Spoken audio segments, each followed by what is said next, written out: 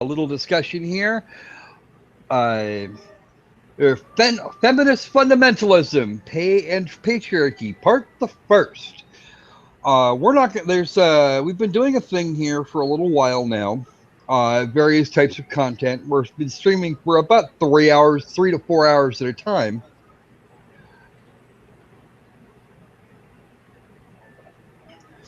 And it seems like a lot of you are losing interest after about an hour or an hour and 30 minutes. So what we're going to do instead, we're going to start running this here about an hour to an hour and a half and split it up across the week.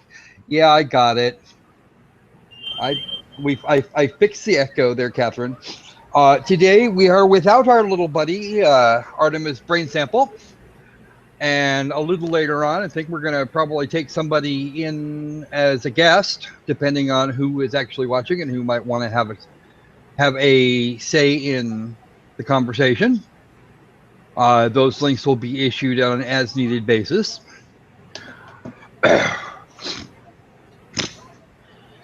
Today, some fun. Well, we're not going to be on all that long, Mello, but we're gonna try and keep it short today, and then do some more on Friday about noontime, if that helps you any. But welcome to the stream. Thanks for clicking over. I know Lemmy Machine was planning on doing this here too. Okay. And of course, the lovely atheist Catherine over here is going to try and stick us to the schedule this time. Whereas, hello everybody. We have an official timekeeper today. Yay! So, to set out, to kind of get things started here, I wanted to make a note of something that is thoroughly accepted in general, and that's actually something from a Universal Declaration of Human Rights, for Article 7 more specifically. A little bit of background for you first. On 10 December 1948, the Universal Declaration was adopted by the General Assembly of the United Nations, we're talking about here, by a vote of 48 in favor, none against, and 8 abstentions. The Soviet Union, Ukrainian Soviet Socialist Republic, Belarusian Soviet Socialist Republic, the People's Federal Republic of Yugoslavia, rest in peace, the People's Republic of Poland, the Union of South Africa, Czechoslovakia, and the Kingdom of Saudi Arabia. Honduras and Yemen, who were both members of the UN at the time,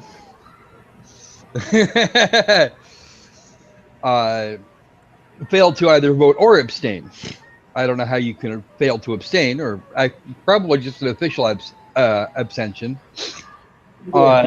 Catherine, if you'd like to read the chunk of yes, Article 7. All are equal before the law and are entitled without any discrimination to equal protection of the law. All are equal. And the secondary post there. What? And the secondary post down here. Hello, Swipinio? Is that correct? Is that the right? Is that the right pronunciation there? I'm not sure. Apparently respelled patriarchy as P-A-Y triarchy. So we're gonna have a little bit of chat about the patriarchy too.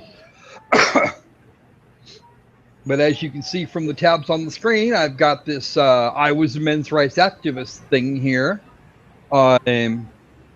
followed by a UPI study and some other UPI reporting a study, and a couple of other stories on the gender pay gap.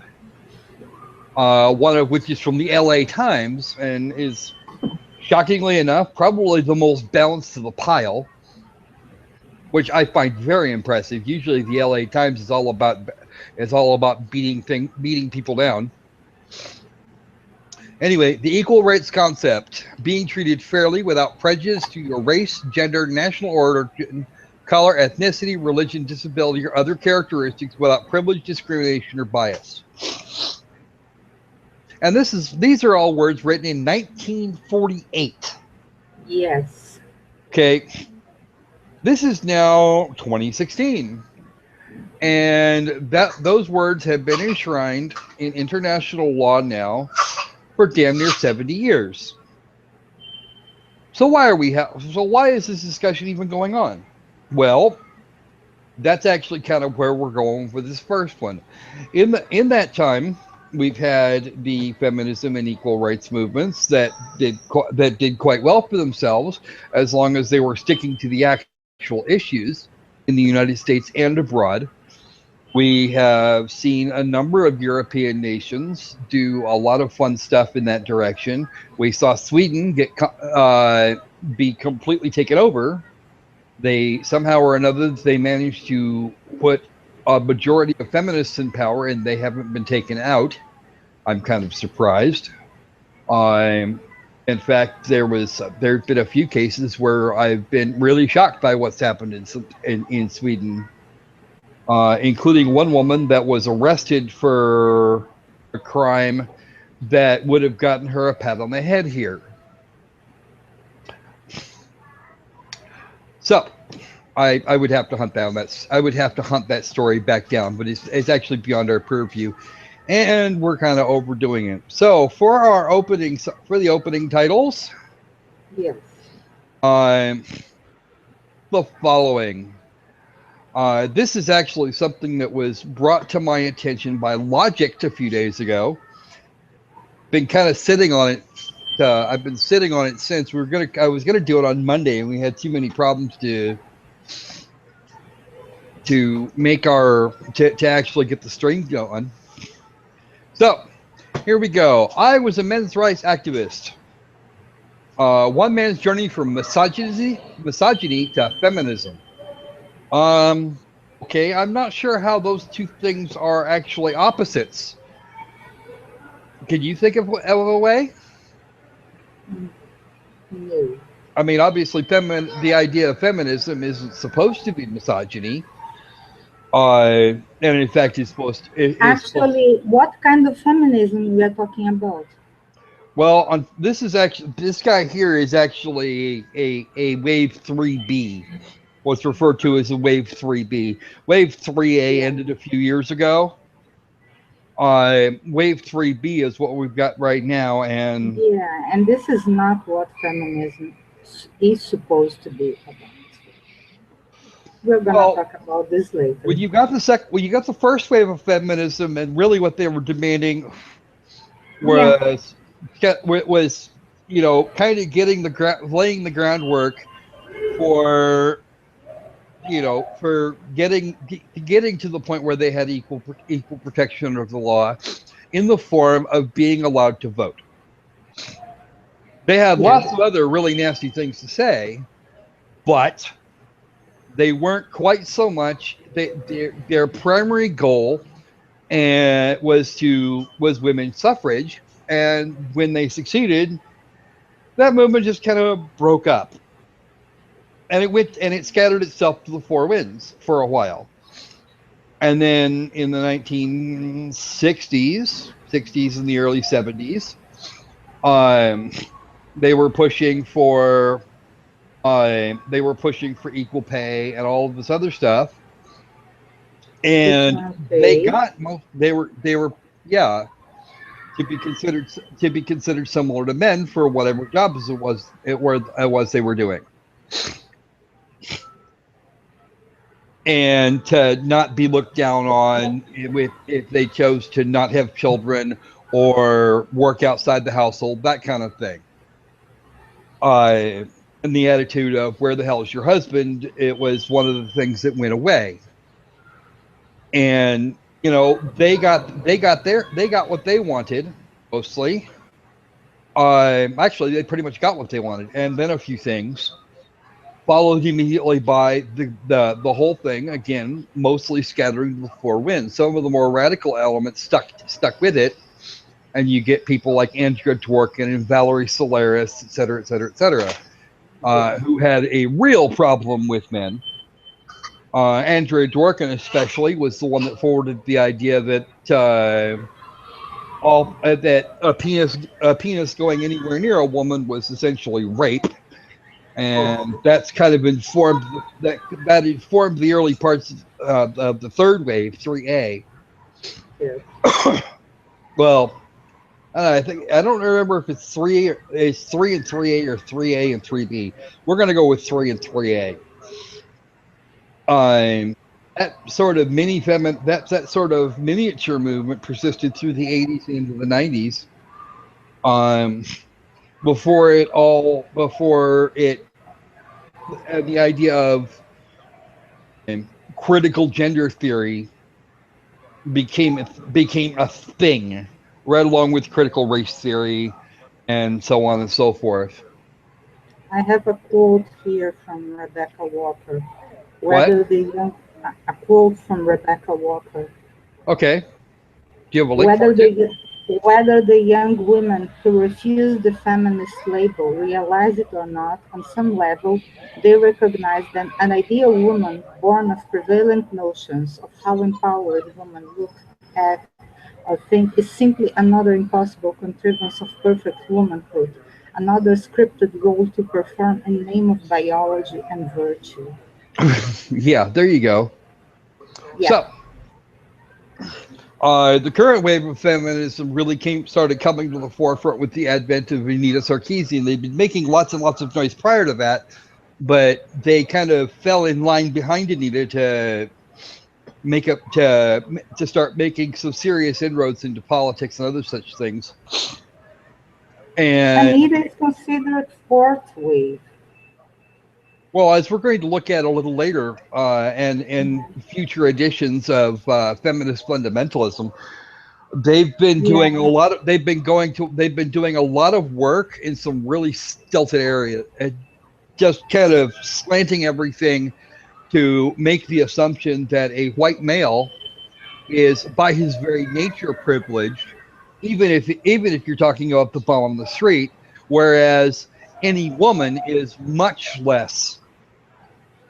Yeah. And this is the thing that we're going to try and refute across the entire board. Yeah. So, I was a men's rights activist. One man's journey from misogyny to feminism. We have a 36-year-old PhD candidate in sociology at the University of Victoria, which I'm guessing we're talking about Victoria, Canada, British Columbia. So any Kanakastanis in the audience, they can actually they can take the blame or apologize or whatever, be proud. If they feel the urge for this particular individual. It goes on. But he used to be an MRA, men's rights activist. Now, nothing in I've actually read this once or twice already, so nothing I know that nothing in his shit actually points to him doing any activism whatsoever on the part of men's rights. That makes him not an MRA by default. Sargon of Akkad, for example, has done more for men's rights activism than this guy would ever consider. Hell, I've done more for men's rights activism than he'd ever consider. He rejects the title of MRA, and I'm going, well, okay, as long as they keep their shit together and stick to their talking points, don't go batshit the way Wave 3A feminism has, then then you and I are okay. If you go overboard after you get a good chunk of what you want, then I'm going to be the first person to come down on your ass. And that's the way I look at any major movement. Matter, that's a little out of hand right now. All right. So he is 36 years old now, or at least he was as of a few days ago. As of 3 days ago. So we're talking about 14 years ago, which would now make it, 2002. It says, I discovered the men's rights movement when I was 22, working at a bookstore in downtown Kelowna, British Columbia. Okay, you Canuckians are responsible for this guy in some way, shape, or form. I was trying to earn some money before starting my second year at university. Okay, fair enough. You're going out. You're going to work for a while to help pay for your school. We're good with that. I'm completely okay with this thought. How about you? Okay. The idea that he's actually working to he's trying to work his way at least partially through school. Okay. Yeah. Good. Okay. I was in the self-help section, quote unquote, facing our most popular books, arranging them so their covers, not their spines, faced outward. When I noticed the title, Spreading Misandry, the teaching of contempt for men in popular culture. I had never seen the word misandry before, and in fact, until a couple of years ago, most dictionaries didn't even have the word. If you plug that into Microsoft, into the most recent versions of Microsoft Word, it will also suggest that you were actually looking for the word misogyny, which I find absolutely hilarious. What the hell is that shit? I had to teach mine that misandry actually existed. He'd never seen the word misandry before, but I was able to deduce its immediately. If misogyny is hatred of women, then misandry must be hatred of men. Actually, you could just break the word down and discover what it means, because it's really not that hard. You're just at this point, you jump to a conclusion, a correct conclusion, mind, but you simply jump to a conclusion based on this other thing, because part of the title was talking about men. That's not the way you do that. If your dictionary doesn't have it, you can break it down. Yeah, he jumped into a conclusion. He didn't actually research the subject. Right. Okay. Well, that's kind of edgy and countercultural, I thought. I had never seen anything that said I, a white heterosexual male, was actually the one being discriminated against. Knowledge and Love says, I'm a woman and I think feminists are insane. I'll give you this one right now, KNL. My wife thinks the same thing. She's actually very upset with them, and especially Anita Sarkeesian. Lovely atheist Catherine walked into this chat knowing full well what I was planning, and she had every opportunity to walk away. Now she lives in Brazil. It was so provocative. The cover art was a white guy in a business suit being strangled by his necktie. There's a reason I don't wear neckties, and that's because that has actually happened to me. Some idiot grabbed me by the neck and decided that it was time to throttle me with it. I don't think she was real happy when I kicked her feet out from under her. Yeah. And then left her sitting on her butt. And the security guard and the nice police officer from 30 feet away didn't even bother to approach. If I'd done it to her, they'd have arrested me on the spot. Of course. Harassment. And that was 1995. That was still after the Duluth model came into existence. Don't get me started on the Duluth model. We can do a whole show on the Duluth model. So I was in that strange formative period when you're trying to find your adult identity, flirting with contrarian worldviews. So I thought, what the hell? I'll read this. Sure. Always. If you're seeing something that goes against your current view, yes, there are. Both genders in video game characters are really sexy, and actually, Catherine would probably know that better than I would. I don't actually look at the men's.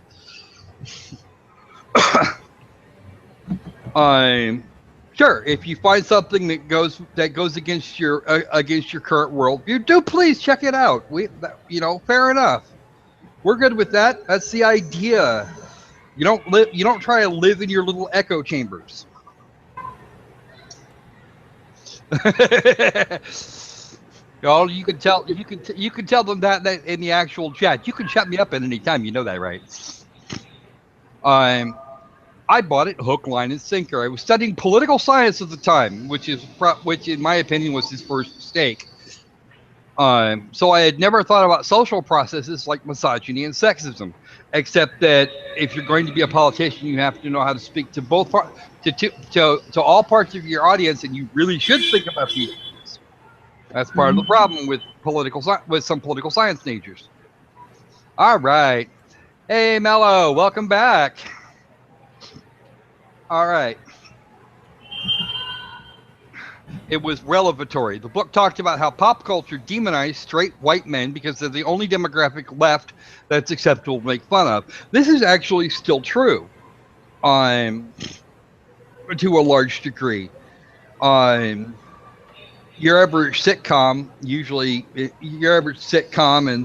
and some commercials, quite a few commercials actually, especially for those things that are being targeted at women, tend to involve the whole idiot guy and There was a set of commercials that torqued me off a while back that had her husband was a complete idiot, and there was there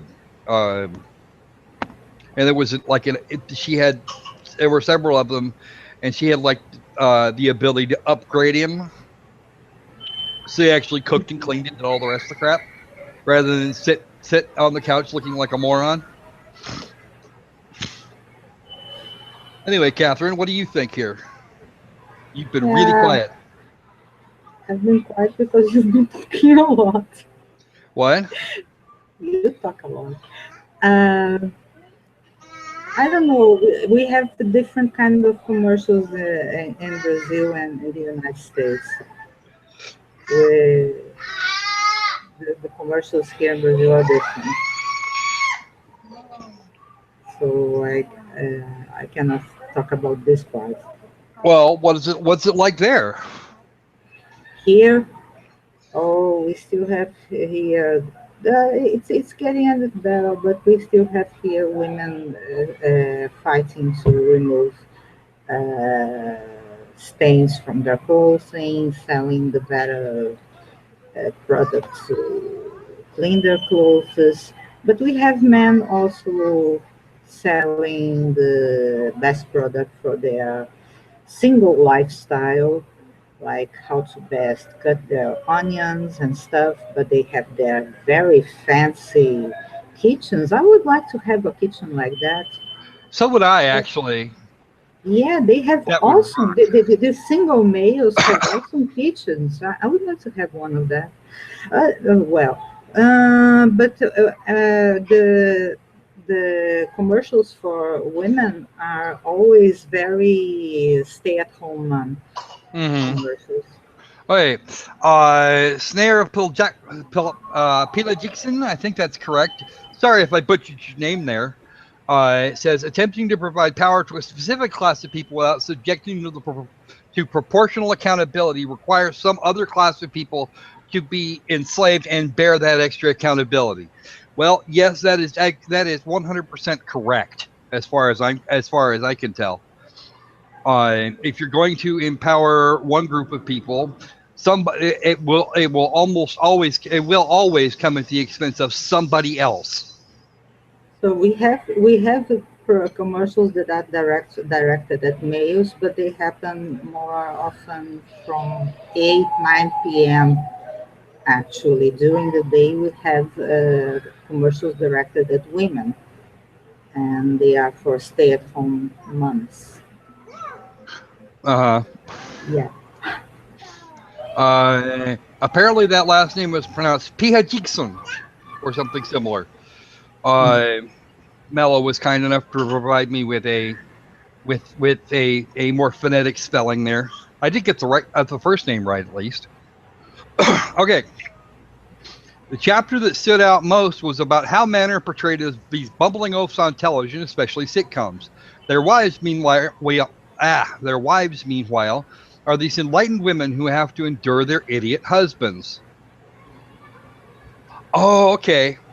It's a goofy name that he cobbled together from Snake Plissken. Okay, that makes sense. Okay. Pop culture conveyed men as court jesters, the fools. The women were the empowered ones, the voices of reason. Home Improvement with Tim Allen speaking in grunts was the primary example. Okay, Tim Allen created, wrote, and designed that show based on his prayer stand-up routine. I don't see where we're getting that issue here. He was the main character. He was the one and he was doing it to himself. Yeah, it was something that was supposed to be funny, and And it of was course, funny. the primary method for creating comedy in this day and age is to piss off somebody. And of course, Tim, being Tim, is the kind that is more than happy to lampoon himself. He's more than thrilled to lampoon himself at his leisure. And if you're lampooning yourself, this is not actually a problem. I Okay. think that some people don't understand that the objective of satire. Yeah, and that's actually kind of what that was all about. And he has taken this completely wrong. Yeah. Looking back, I realized Home Improvement was actually reproducing 1950s gender dynamics. It was about a ridiculously successful man who had his own TV show, was his own boss, and took over the entire garage so he could spend all his free time fixing up old cars. I don't think that's actually the case. No. I don't remember Tim Taylor ever fixing up an old car. No.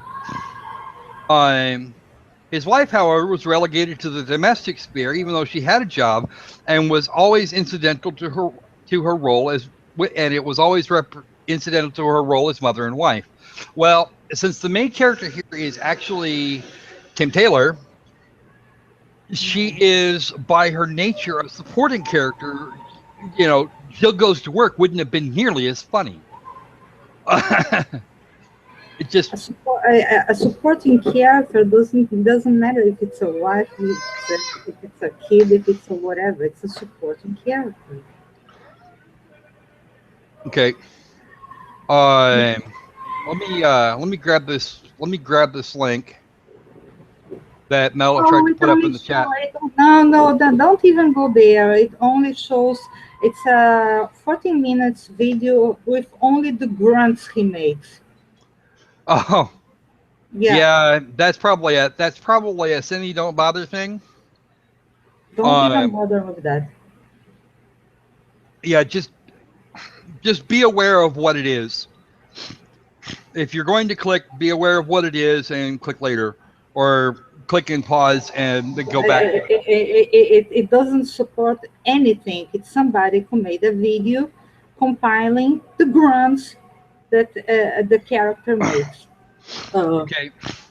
At home, Jill is mother and wife. That was her part of that particular dynamic. She goes to work and she's this professional, and then she comes home and she has to play wife and mom. Well, okay, he comes home, he has to play husband and dad. It's the same thing. And yeah, okay, she could jerk on Tim's chain occasionally and actually get away with it. And in fact, frequently did. But you know, this whole thing of this it's almost a non sequitur here. He says, but it took me a long time to realize that. And of course, we have the lovely, got his lovely douche drill, D-O-U-C-H-E is actually what it says on the side of the damn thing.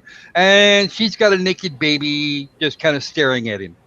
I'm not sure which came first. My sense men were losing their place in society, or my reading of spreading misandry, but I do know the book crystallized that feeling. Well, hooray. Maybe? I don't know.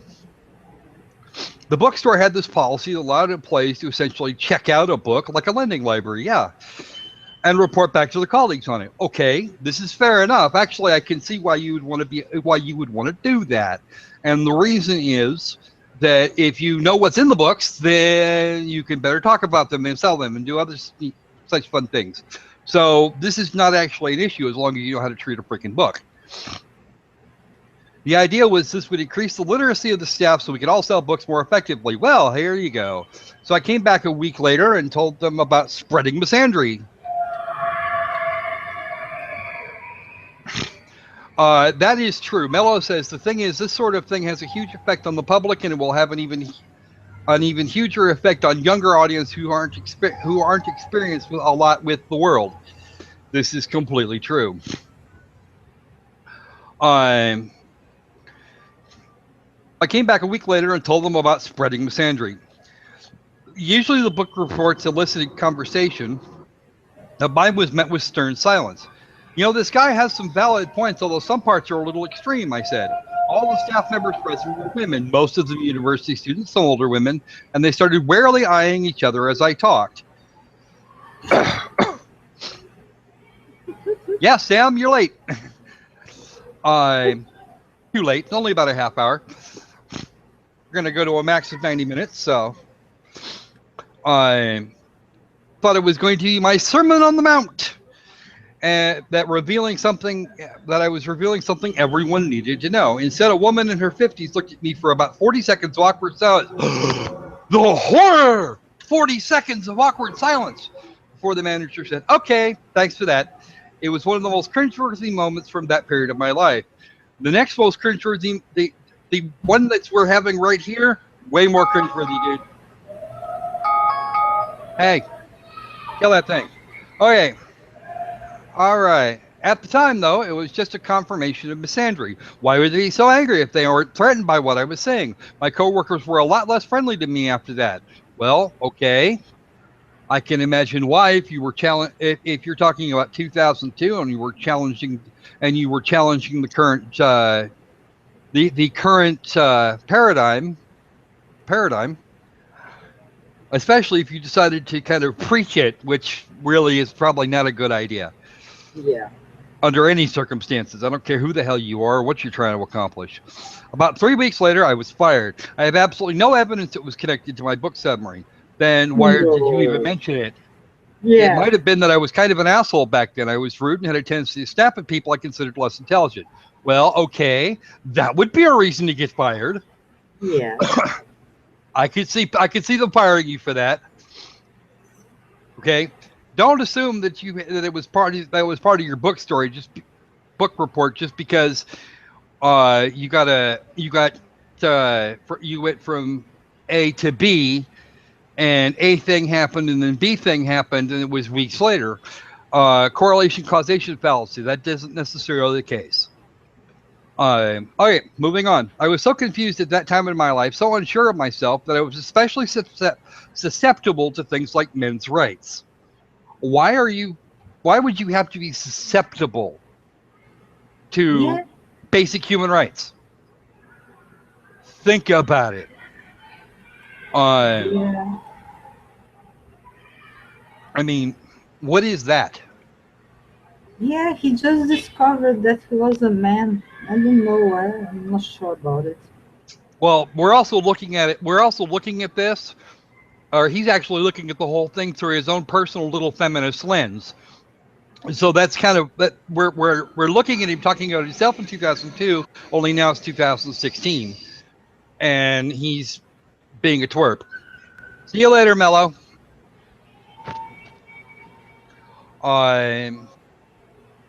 My politics were all over the map.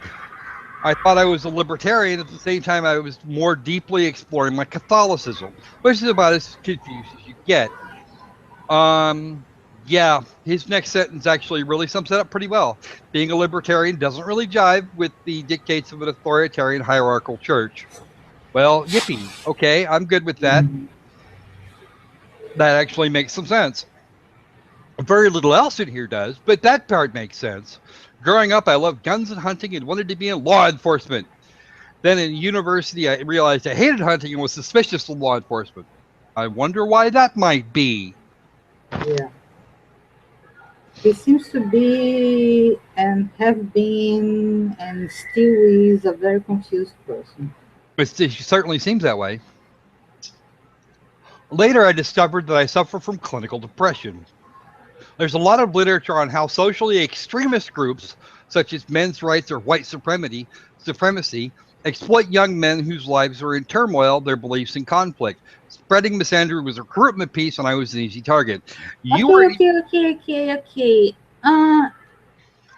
There's the thing, a man's right or white supremacy.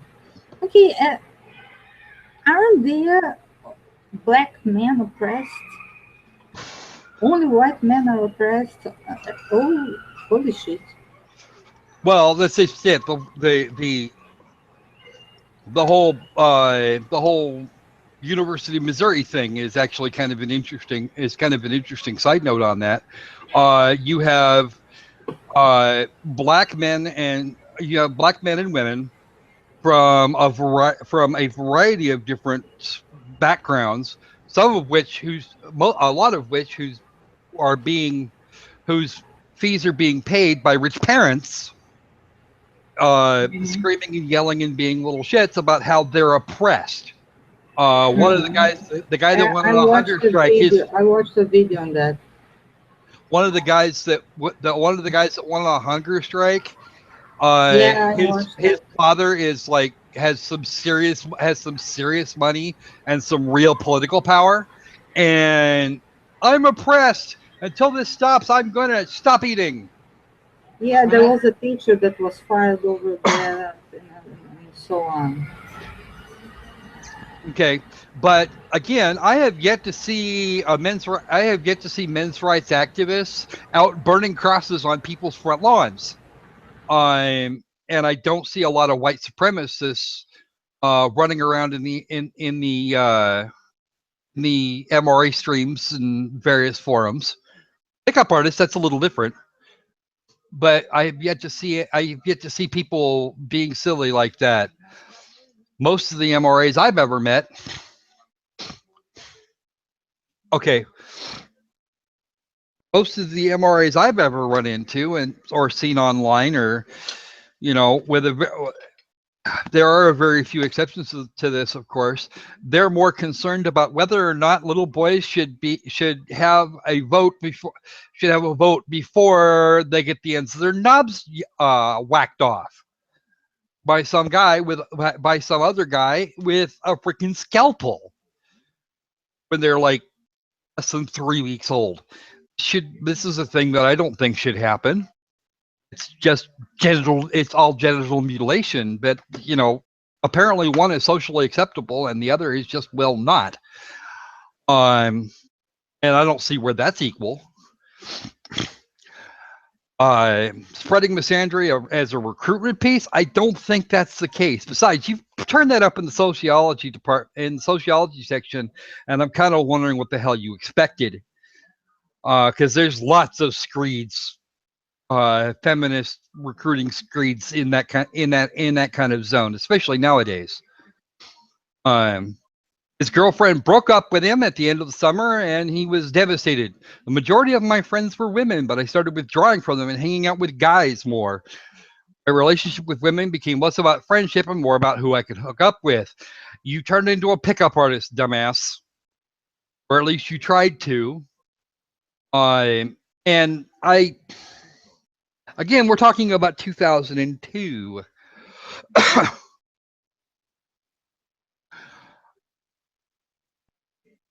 Okay. Less about friendship and more about who he could hook up with. A lot of my friends are female, and it's been that way almost the entire time I've been breathing in and out. I still do hang out with guys quite a bit more than I did, say, as a fifth grader. But what's with this? I don't understand how this is even relevant aside from it just as part of his personal narrative. And he's actually gone sideways with the narrative anyway. Um, I sought out other men who felt like me. This is in the web 1.0, pre-social media, blah blah blah. Chat rooms, poorly written proto blogs. I know anybody over the age of 20 has probably seen those anyway, or maybe 25. Um, GeoCities. There you go. All of them fueled by rage and fear. Well, you're probably not looking in the right place. You're just not. I read a little bit of The Myth of Male Power by Warren Farrell, who is actually quite a nice man. Lots of noise in your surroundings.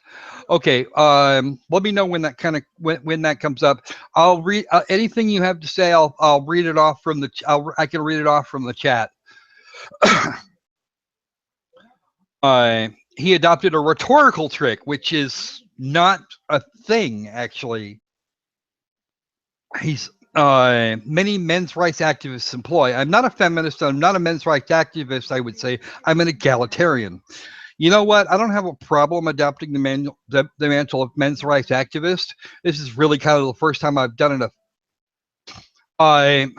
Sam, she had to shut her mic off because she's got a whole pile of. She had to mute her mic in the stream because she's got a whole bunch of background noise, and she can't turn it back on until some of it stops. Which means we're probably going to go a little long if we want any more. If we want any more comment from the lovely atheist. You know, I don't have a problem adopting the mantle of men's rights activist at this point. I don't think I've really got all that much of a choice. I'm bagging on the feminist at this point. Not that I haven't done that before. And I'm trying to argue here kind of in support of men's rights, and that would make me an activist.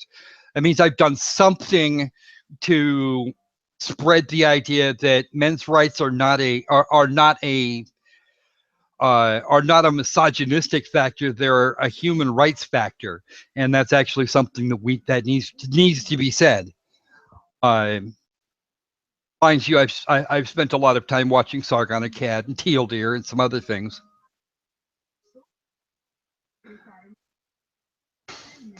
Oh, I'm sorry. He didn't get that from the sociology department. He got it from the self-help department, which should probably tell you what exactly he was getting into anyway. So, because if you actually have the motivation to go look at the self-help section, you probably don't need it. Okay. I didn't encounter the term quote unquote men's rights until 2005, right before social media took off. Okay, so you claim to have been a men's rights activist and using this adopting this rhetorical trick when in fact you didn't even hear the term men's rights until 2005, but you've been doing this since 2002. I don't know. That's just wrong. Obviously, we're now starting to see some of the problems with this article. Starting with retcon. Okay, I Google men's oppression or anti-feminist and find anything I was looking for on people's blogspot sites or in the comments on pre-Reddit sites like FARC and, of course, 4chan. You are looking in the wrong place, dumbass. You don't need 4chan. There's a place you go to get your information. Yeah. 4chan is a shithole. It has been a shithole since day one. I've even been there a few times and done a bit of trolling myself, because that is the training ground for people that want to learn how to troll properly, or at least or it used to be anyway. 4chan's kind of gone downhill. Try mentioning Anita Sarkeesian in a not positive light on 4chan these days. It won't happen. A discussion of Anita Sarkeesian and feminism is almost impossible now. Except maybe on poll, and even then, or B. But even then, you're going to run into problems. You know, threads disappearing at random. Every once in a while, I'd stumble across MRAs advocating killing feminists and think to myself, that's insane. Well, it is insane. If you actually saw an actual MRA, or a proper member of or a proper claimed member of the men's rights movement advocating killing feminists, then you're looking at the lunatic fringe, and you should be calling these people out. Like as not, these people are not, in fact, MRAs. They're just trolls being trolls or assholes. And they don't even qualify for assholery. They're just petulant children at best. Okay, you're thinking to yourself, that's insane. Well, yes, it is. These people are idiots. They're stupid. They need to be called out. And that's what you should be doing. But then I do what a lot of MRAs do. I'd say those voices are on the fringe and argue they didn't speak for the movement as a whole. But you're giving a free pass to people like Valerie Solaris and Andrea Dworkin.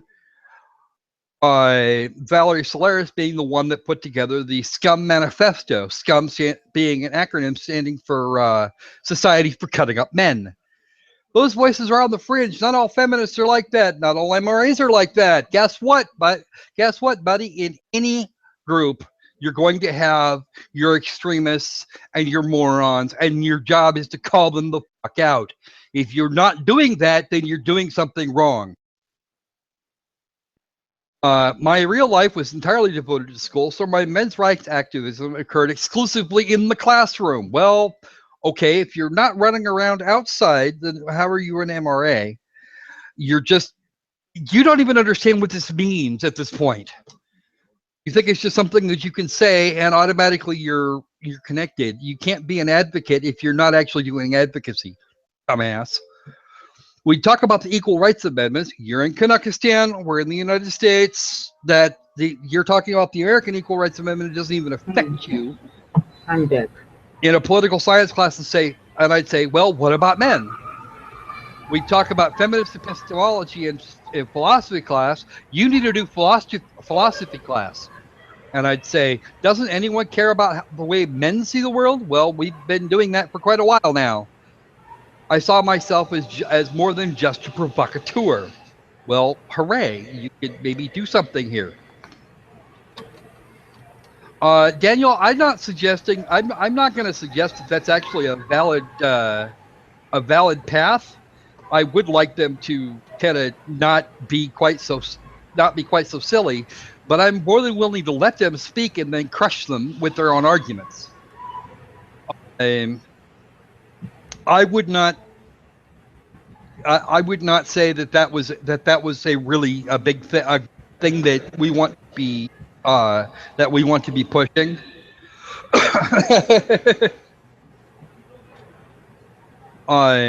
Yes, we have to actually prove them wrong, and proving them wrong requires reasoned argument and evidence. You let them speak, and then you crush them.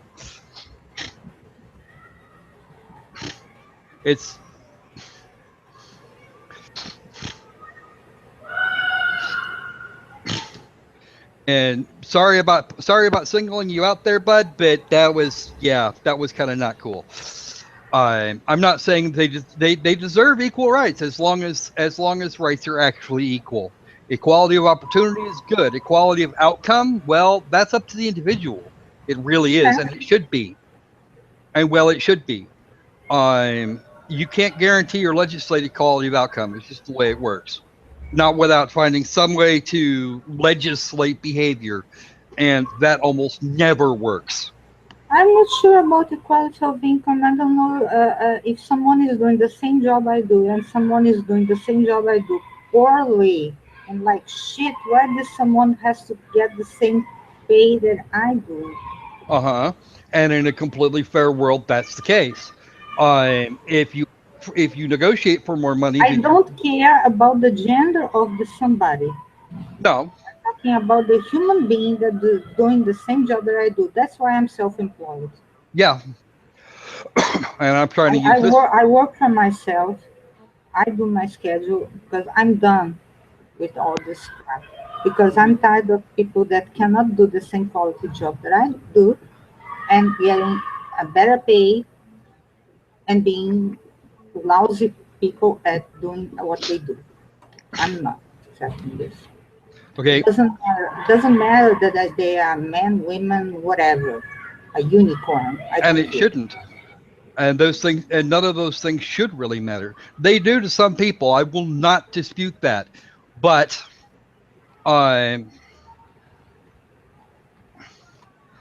And as far as equal work for equal pay, yeah, that does actually happen for the most part. A lot of jobs have set wages, and it gets stuck that way.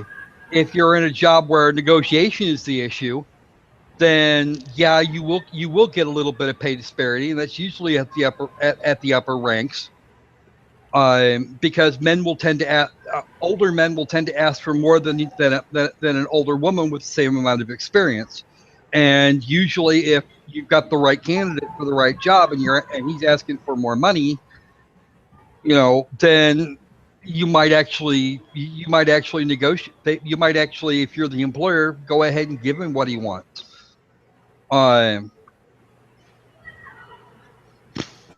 Okay, Tony's got a point here. Some feminists actually think it's about female superiority, and yeah, that seems to be where it's going, where 3A is going these days. There's some disagreement on whether it should be 3A or 4, but 3A but this current wave of feminism seems to be a more radicalized outgrowth of the previous version, and therefore we're going to refer to it as 3A. That only makes the whole feminist movement look stupid as a whole. Well, yeah, you'd be right.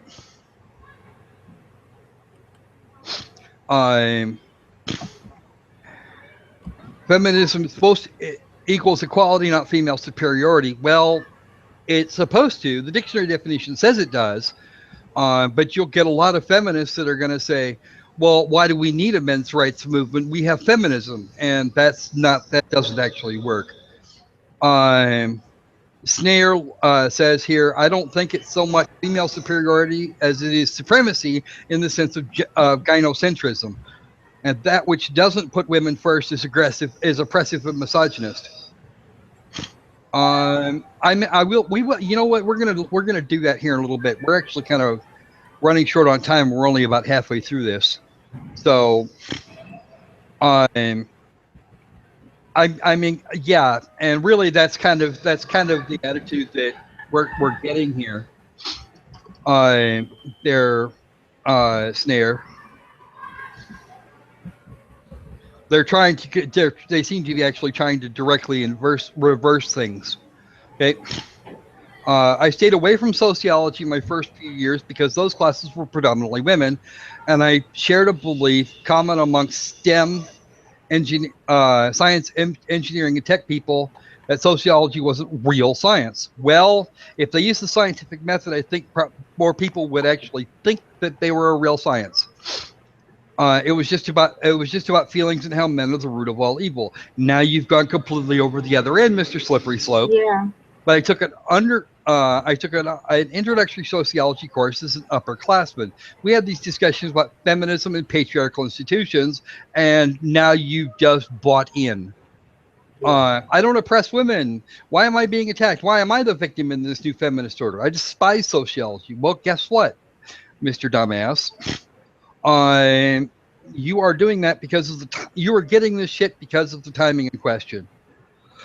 That's about the time 3A really started to find its feet. Why am I the victim? He despised sociology. Well, that's probably good. Political science is still in the sociology department, and yeah. Graduated in 2006 with a political science degree. Spent a couple of years doing odd jobs: bartender, tuxedo salesman.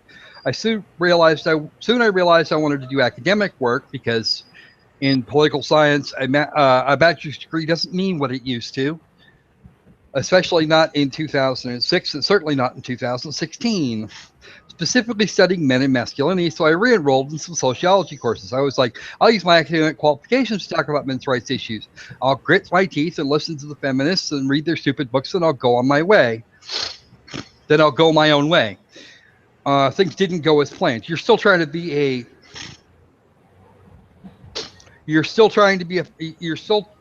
running into this whole PUA thing, PUA/MGTOW thing. I don't mind the MGTOWs.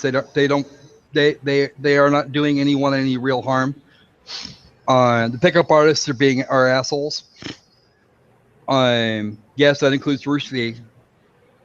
The first semester I took Intro to Gender Theory, and teacher asked, "What does gender mean to you?"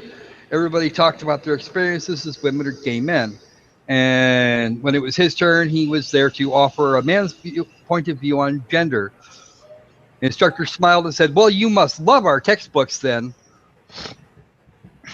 Looked at the syllabus and saw Masculinities and the Men and the Boys by Raywyn Connell, who is she is a critical gender theorist and all around super feminist and all about being really kind of rude and ridiculous. I read them and it didn't take long for my men's rights beliefs to start falling apart. That's because she made an argument. They didn't stand up to all the empirical evidence I was finally reading, research that was informed by feminist theory and offered actual solutions. I actually had a look at both of those books on Google Books, and no, she doesn't provide. She provides several very slanted studies that must be looked at through a feminist lens before they make any sense whatsoever. And if you don't take off your feminist lens and look at your information critically, you've got a problem, because you're not going to see it the way, though you're not going to be sufficiently skeptical. Hey, Patrick, how are you?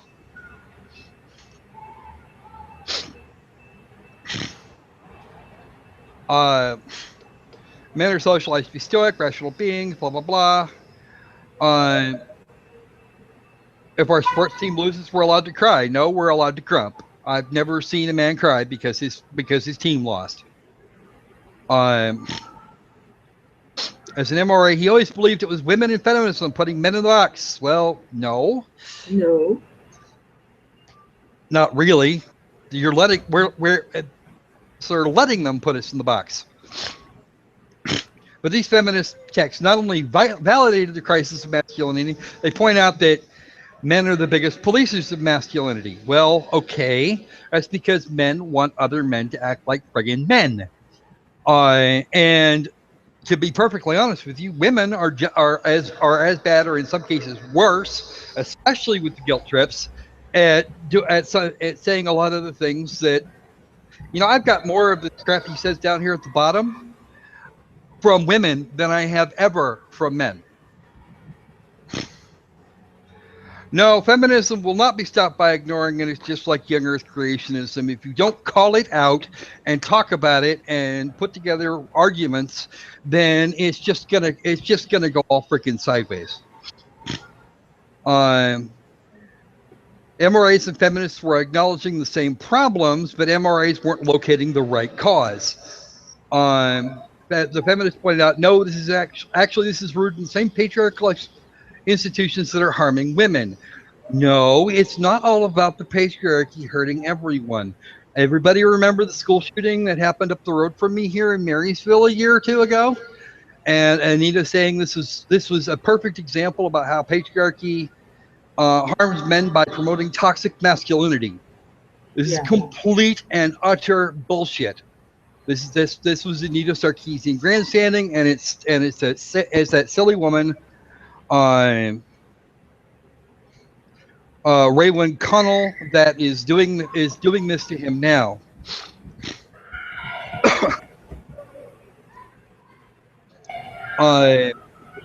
Subtle but profound, except that now you've actually started to drink the poison Kool-Aid, unfortunately, at this point. Not that the poison Kool-Aid wasn't already an issue for you. You didn't even start in the right direction. You were looking at the worst of it, and the most hateful parts, and equating that to the whole. You can't do that. You're overgeneralizing in both directions. So what you want to be is a political extremist, and you just want to kind of couch it in what you think is an even-handed argument. It's not working, dude. Okay, I realized all the arguments about male oppression I had bought into were weak. All the evidence I needed was in feminism. Then you're not doing it right. Huge sentencing gaps for men versus women. Genital mutilation for boys being not only legal but societally acceptable. Men being sent off to war where they won't send where they will not send women, period, and guilt trips if you don't go. without good cause, and sometimes even with good cause. There's a lot of this. I apologize for my crap mic. I'm still waiting for the money to exist to get a really nice mic and a stand off of my off the special Amazon wish list that's in the description. And yes, I'm annoying. I like being annoying. You know, I'd rather be annoying than amazing, because if I'm annoying, then people will remember me a little better rather than just have somebody else mention me in passing. And then everybody going, oh, wow, if he's that, then maybe I should watch him. And then people get a lot of disillusioned.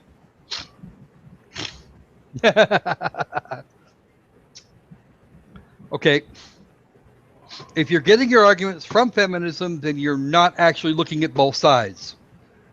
And it's just kind of you should be looking, if you're having a question or you're being skeptical, look at both sides. I discovered a Reddit, which is a hotbed of men's activism, around 2009.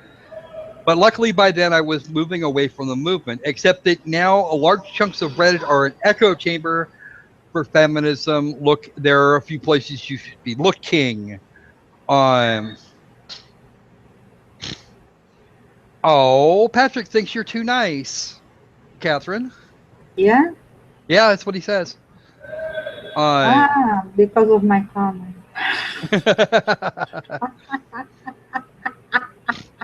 And of course, Patrick's going to now be a silly. Looks like we're going to go to an hour and a half, folks. But we're going to have to wrap it up here soon, because we're almost done here.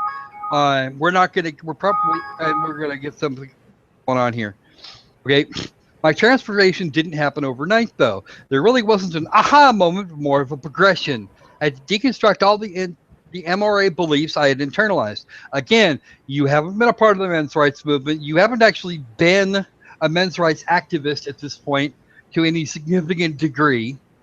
You had a little bit of time there where you thought about it, but you really haven't gotten out and said something in public, or what could really be public. You just got hammered in an echo chamber, got sick of getting hammered, and then decided to go with the dominant paradigm in those places,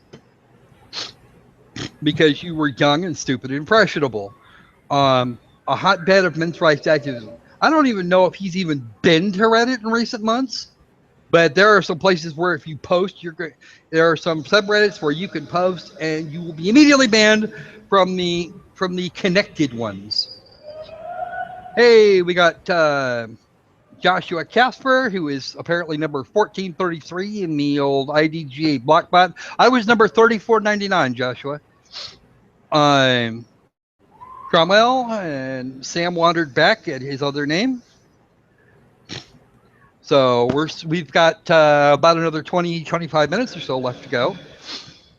And we're going to pick on this a bit. We're going to pick on this guy a little bit. We're almost there. My classmate shuddered every time I opened my mouth. I would write these pro men's rights arguments and that I thought made sense. My instructions would say, "This is a tautology." Tautology. A tautology. Yeah. Men's rights is good because men's rights. Is that kind of where you're going with this? Because you use this word, but I do not think it means what they think it means. No. Either that or you're really shit at writing arguments, dude. And then Patrick says, I love this part that he says, my classmates shudder every time I open my mouth. That's because they're used to you making really poor arguments for men's rights. Here's the short version. Why is it that when a man commits some crime that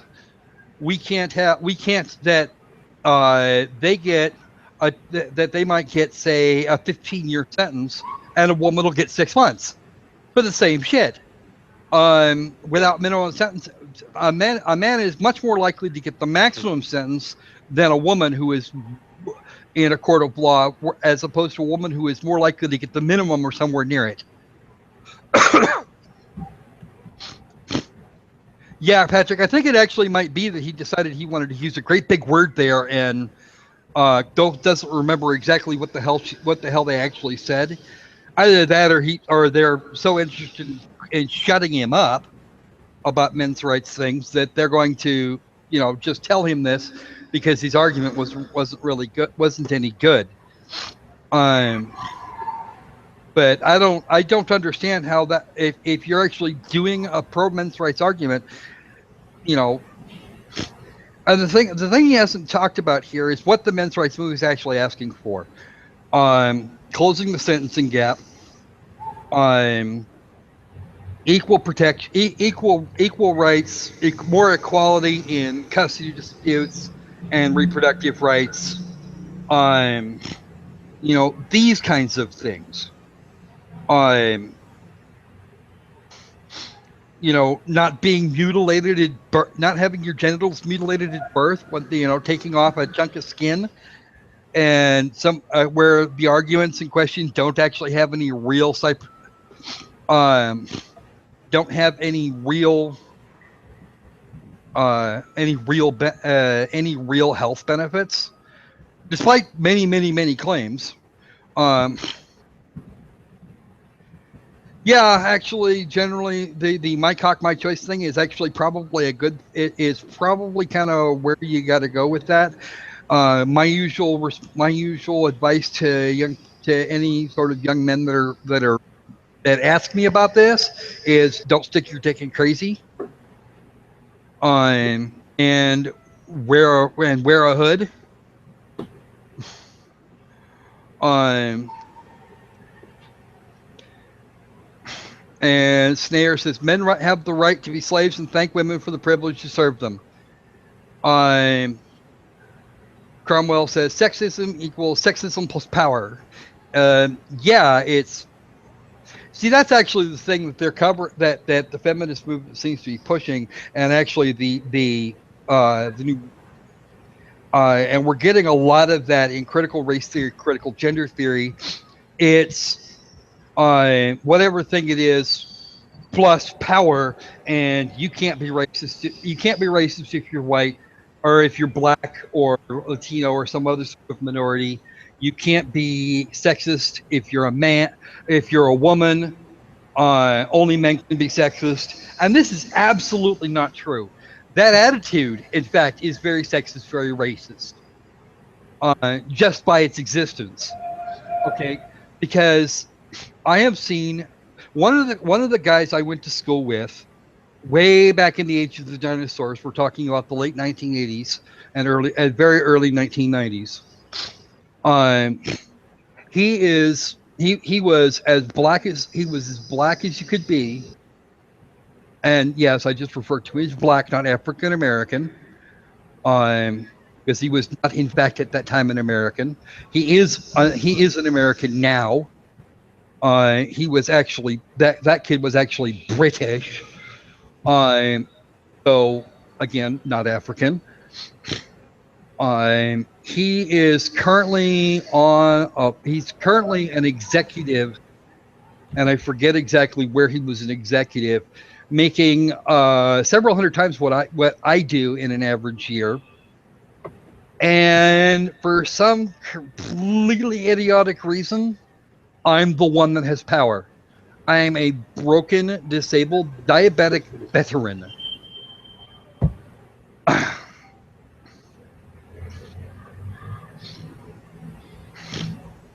um,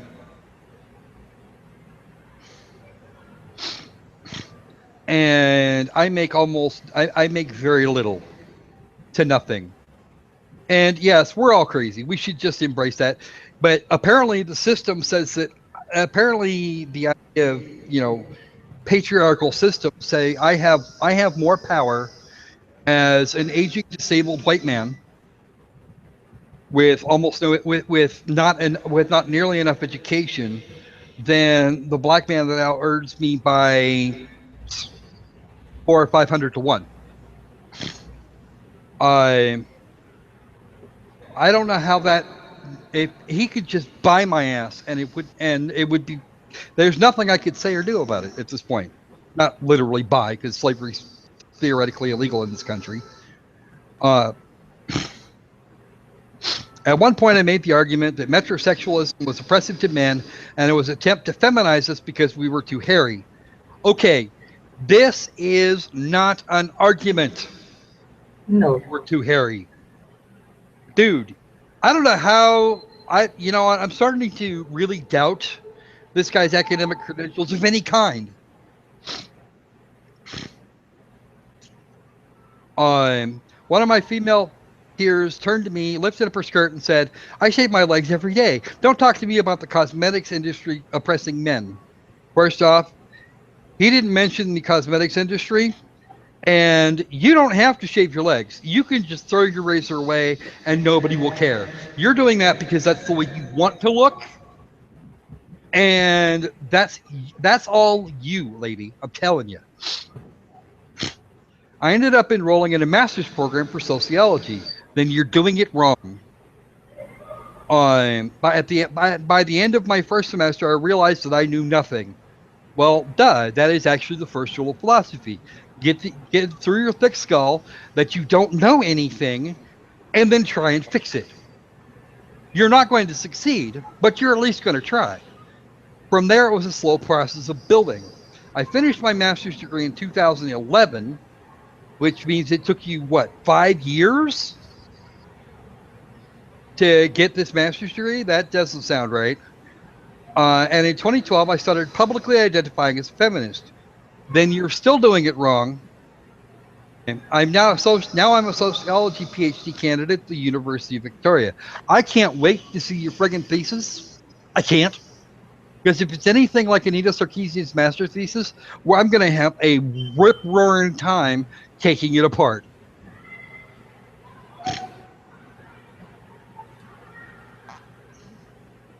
He really has a sociology PhD. Well, he could very easly, but he's not very good. He's absolutely shit at making arguments. Because Harry, no. Okay. Despite my best efforts, I'm an idealist, and my focus is still on men. That hasn't changed since my MRA days. And you're not an MRA. You've never been an MRA. You're an idiot. You were an extremist then, and you just all you did was switch sides and keep the same attitudes because the other side is more popular now. But my work recognizes the single most powerful set of tools for understanding the issues men faced can be found in feminist analysis. Okay, this is a claim that I want to talk about, and we're going to put a few minutes in on this because, quite frankly, this is something that needs to be done. Okay, I want to know how it is that a woman's perspective provides the most powerful set of tools for dealing with what men are and do and are like. I want to know this. Do you have any idea, Catherine? Sorry, what was the question? How is it that the most powerful set of tools for understanding issues that men face are written and established by women and under a feminist lens?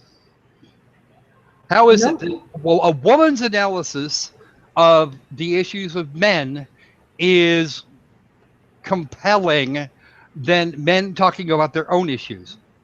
No. This is what the third and fourth waves of feminism say, but it's not exactly what the issues that men face. They face this because of feminism. If there was no the third and fourth wave of feminism, the men wouldn't be facing any issues, because what I said earlier of what the Article 7 of the Declaration, the Universal Declaration of Human Rights says, if that was in place everywhere, we wouldn't be having this conversation now. Well, we wouldn't need to if it was actually adhered to. Yeah, because it was all are equal before the law and entitled without any discrimination to equal protection of the law. If this was in place, we wouldn't be having this conversation today. Oh, hey guys, welcome back to the stream. Thank you all for watching. Those of you who are just now joining us, we've been on for about an hour and 15 minutes, and we've got about 15 minutes left. We're not going to cover critical race theory now. We're kind of working on this guy's attitude towards gender. We're probably not going to get to the wage gap stuff today. We're going to do that on. We're going to spend On some time on Friday. that on Friday. Um,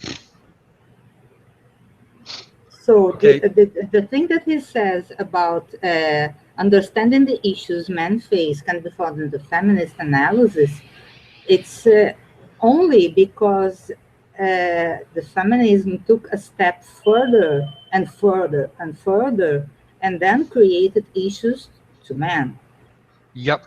The wage gap myth So is kind of. I don't think that men's rights activists are actually must be discarded as crazy men, as men harassing women.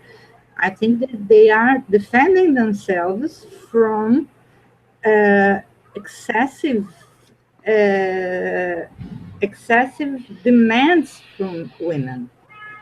Because I am not saying that feminism is wrong. No, feminism is something that is right, but not as it is now, especially like in the United States, in some places in Europe, Australia. It's needed, for example, it's needed here in Brazil, it's needed in other places in third world. It's a necessary thing when you are looking for about equal people before the law and looking for no discrimination, looking for protection under the law. So when you're looking for equality, but not when you're looking for more rights, when you're looking for some supremacy. And then I think there is something very wrong. And then you're going down the wrong road.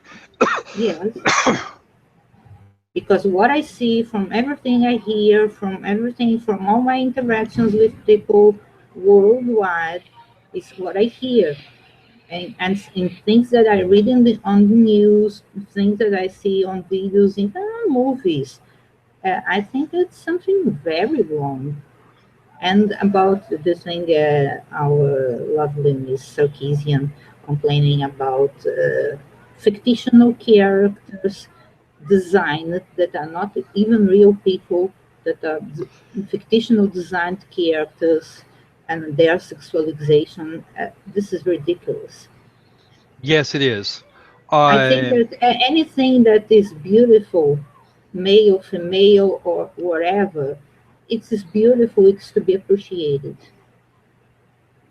And beauty is also subjective. yep.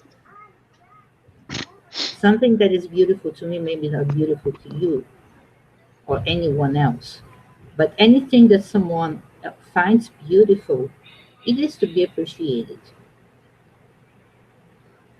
So I don't think this is sexist. Okay. The men's rights. Like, see, here's just to kind of draw the distinction here. If you have men in the feminist movement, generally, they are considered "quote unquote" male allies. If you are a woman in the men's rights movement, you are and are in the are doing activism. You are a men's rights advocate. There is no distinction at that point. Um, feminism provides the distinction that the men's rights movement does not, and that's kind of a telling thing for me. Karen Strawn, for example, or Alison Tiemann, they're considered men's rights activists. Period.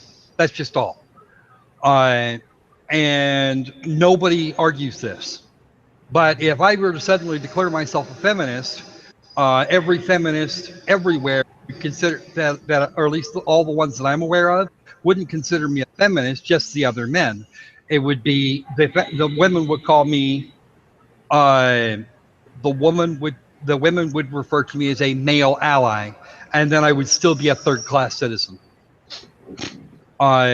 Men rights movement contains men and women, all kinds of ethnic backgrounds, and I've never seen it otherwise. I also don't run into a lot of the real radicalized elements of that. I will not deny that they exist. They must, as a point of fact, or as a point of inevitability, I should say. So despite his best efforts, he's an idealist, and he honestly, truly believes that sociology can be an activist discipline. Then you're doing it wrong. Sociology is literally the study of societies, and you can't study societies if you're trying to being an activist and trying to change it. It's like being a journalist it's like going into journalism school with the intent of changing the world by exposing some corruption. That's not the way you do that. Yeah. I'm gonna not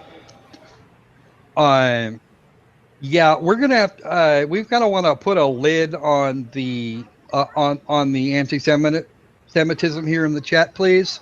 Just a little bit. I don't mind you guys speaking. And the thing Joshua Casper just said is absolutely true. Bernie Sanders is born a Jew. He is very in terms of a quote unquote race. He is very secularized. He hasn't been practicing in quite some time, and he's about as close as we're going to get to an atheist president anytime in the near future. I tend to agree with that. I want somebody that's actually going to think before they push that magic button. Yeah, I'm the annoying atheist, and I can be annoying. Him being born a Jew is absolutely irrelevant to anything else.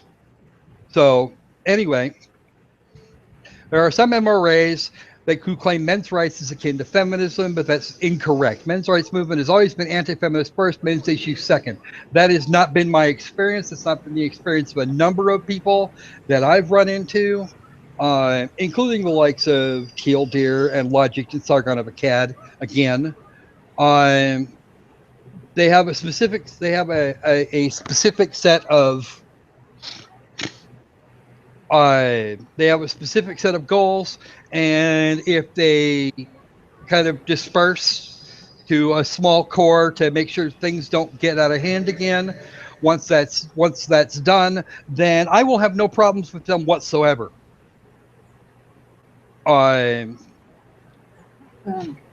But they decide to take it. He says here that it turned him to the study of man and eventually to feminism. No, he didn't study man, and he didn't study feminism. He didn't study anything. He doesn't have a clue about what he's talking about.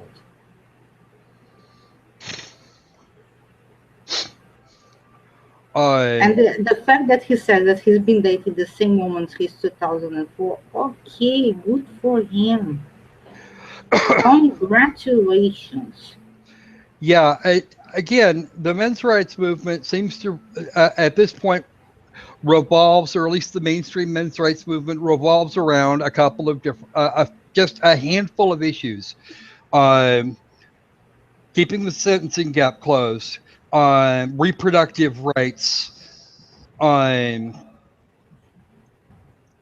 bodily autonomy, equal treatment in custody courts, these things. And beyond that, I don't really see them bugging about much. I mean, when you get a bunch of feminists to start pulling fire alarms to break up a men's rights meeting, this is a problem. No, yeah, what I hear a lot, it's about what's said now about custody. Just because it's a woman, she is seen as best fit to stay with children. No. Which is actually a societal expectation, one that yes. and has been a societal expectation for nigh on a century now. At the same time, not necessarily the best person to stay with children. It may be the father. This is completely wrong. And the cases that women disappear with children and the guy never sees his kids anymore, this is totally You mean something. like my ex-wife did to me? My son just recently turned 18, and I haven't seen him in 6 years, 6 or 7 years now. I don't know where he is even at this point. He could be literally anywhere. Um, I have no way to determine where that might be. Anyway, so This yeah, is in this is this wrong. This where is I, wrong. see, This here's the is thing. See, here's the thing. Where I live was considered was considered competent despite her severe disabilities and mental problems. Whereas to take care of a child, whereas I had to prove before the court hearing that I was competent, and I couldn't do that. Uh, and that is in fact a problem, and that was a problem back in the late 1990s. So he's been dating her since the same woman since 2004, and he must have gotten on her nerves back then. You know what? If that woman has put up with you for this long, you probably deserve each other. And I'm starting to wonder if maybe she's still putting up with you because not because you changed your attitude. She's got too much invested in your ass. Um, Cromwell has a point here. Children need both parents, or at least as much as possible, as much as can be accomplished given the circumstances. It's um, the idea that women can raise men is just, it's ridiculous. How do you learn to act like a man if you don't have a way to do, if you don't have a role model from which to imprint? Um, it's like if I wanted to go out and be a if I wanted to go and be a volunteer for Big Brothers, I would be looking at a horrifying number of background checks, and anything that looks remotely silly on my background or credit reports would be reason for me to not uh, get a little protege to help out, be helpful to, because they're more worried about men, older men taking interest in younger men, and that leading to to pedophilic slash hemophilic acts. Um, I don't understand this. I don't know where this attitude comes from. Most of the men I have yet to actually meet someone that was that was dealing with young men that was an actual pedophile. That was focused on men. They do exist. I'm not going to deny that. Uh, That's the same thing. It's generalization again because that stupid absurd thing that they say that all men are born as latent rapists.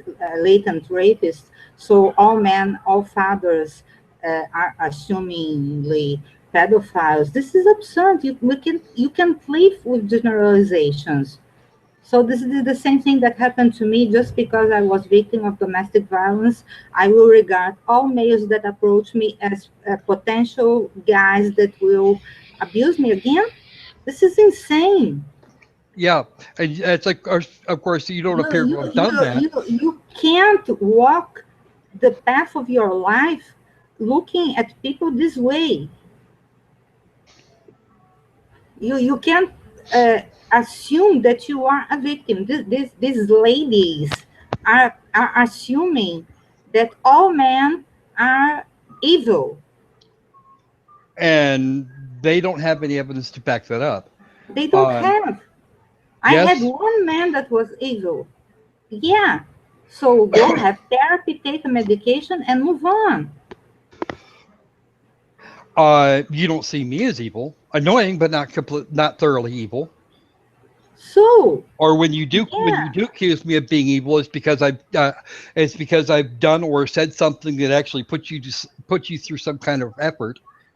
So I they haven't gone through what I went. I went through something bad. I saw I saw help. I got help. I moved on. I don't think that all men are evil, that all men are bad. I know that there are bad men. There are bad women. There are bad women. So what? and generally the rule, and this is something we're going to cover in a future episode. Generally, the rules are that anything a man can do, a woman can do. Uh, Exactly. and that But includes a even man going. is not allowed to say that, for example, a woman abused him, probably not exactly physically, but probably financially. There is male exploitation. Yes, there is, but men are not allowed to speak about that. Well, um, anybody that's interested in my particular story, as far as that goes, I invite you all to brave the robo voice and actually listen to the content of Ren versus Feminism 10. Um, the narrative there is actually my lived experience, and you can take that or leave it as you will. But I was physically and emotionally abused by my ex-wife. So, Uh, yeah, I understand it. Whereupon she went to a lot of trouble to financially abuse me after that. Uh, okay, but this is Mr. Hodge as told to John McDermott. I don't know who John McDermott is. He's apparently the ghostwriter here. He's a staff writer at the website here. I don't know what We Are Mel is actually about. But I have seen women that rape. Ren versus Feminism 11 actually covered a woman that sexually assaulted a young man, and then he took it and he asked for it. They hung him from the nearest yardarm, and then four more after it. He had to file a lawsuit just to have his story heard at all. Um, this guy here, he's forwarding a narrative that is. I don't know if John McDermott is related to Jenny or not. The Uh, thing is, to a man, unless he's ass raped, I don't know, how can he prove that he was raped? okay, Mello, can you link that into the other chat, please? I would very much appreciate that.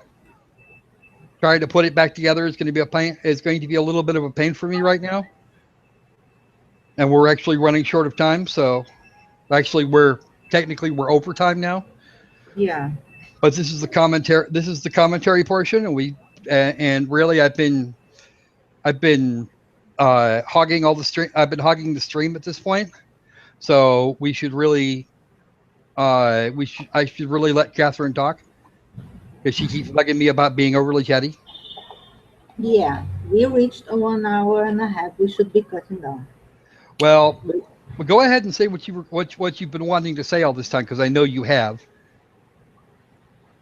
Well, basically, I covered some of it. This is the thing.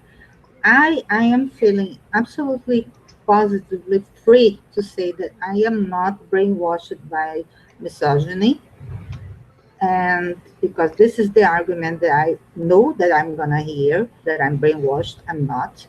I'm positive about what I'm saying, and I don't care. I know what I'm saying. I know what I lived through. I know what was the hell that I went through, and I don't think that one bad experience with a very abusive person, it was psychological abuse, it was physical abuse, it was rape, and even an attempt at murder, will make me hate all men.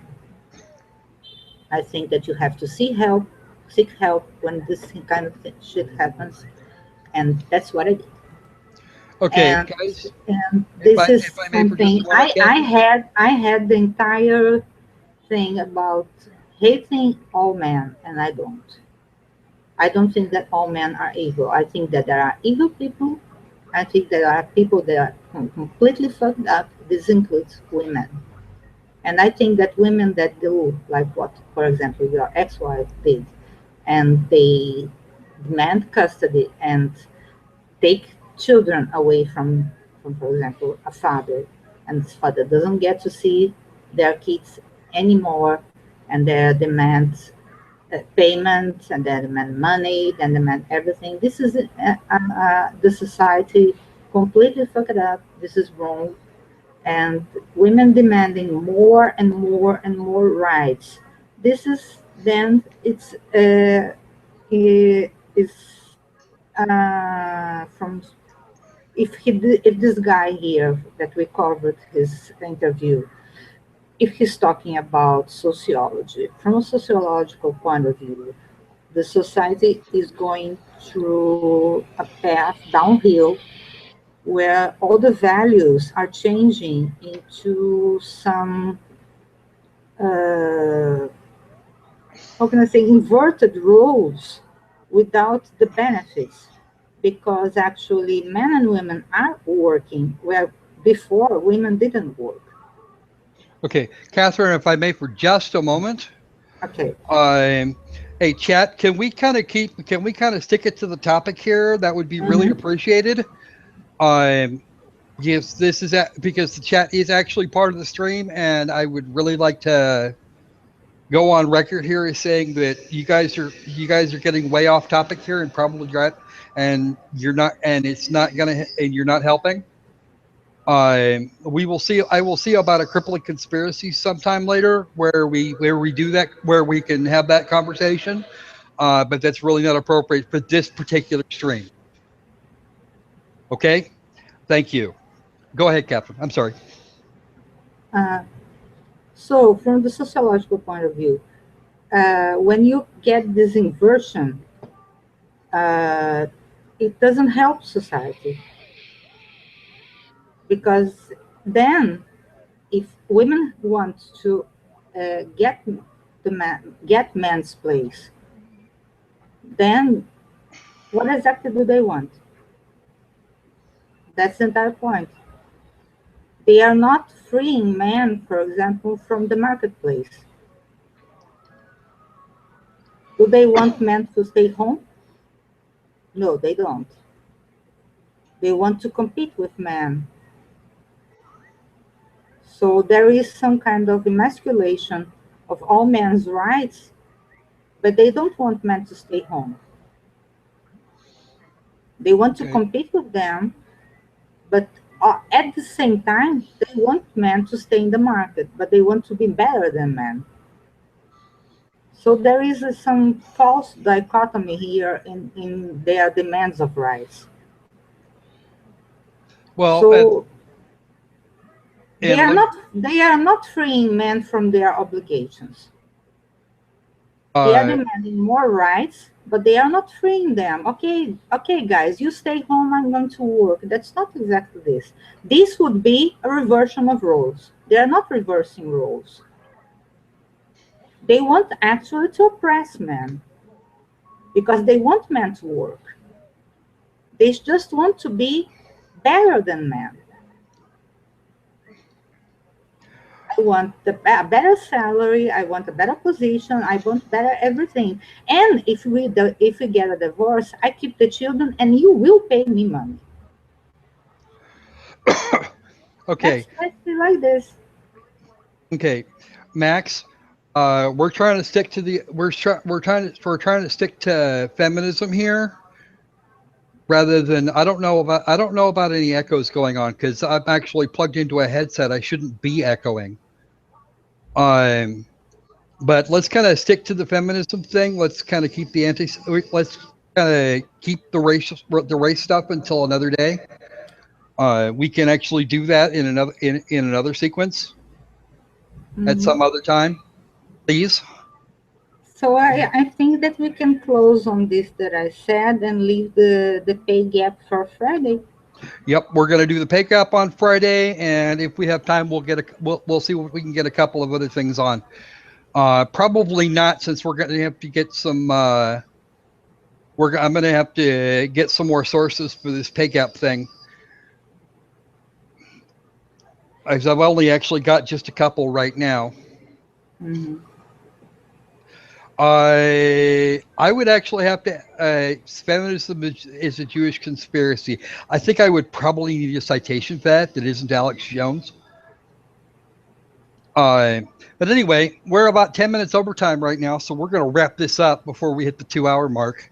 No, no 2 hour mark. We're a little bit over where I wanted to be, as a max at this point. So, anyway, thank you all for watching, and do have a look at the rest of the channel, especially if you are interested in feminists, in kind of different feminist, different view on feminism. About the Ren versus Feminism series. Sorry about the robo voice. There was really nothing I could do about it at the time. So we'll at this point we're gonna wrap this up, and we will see you again at noon Pacific on Friday Cycle. You guys have a nice day, and we'll see you then. Bye.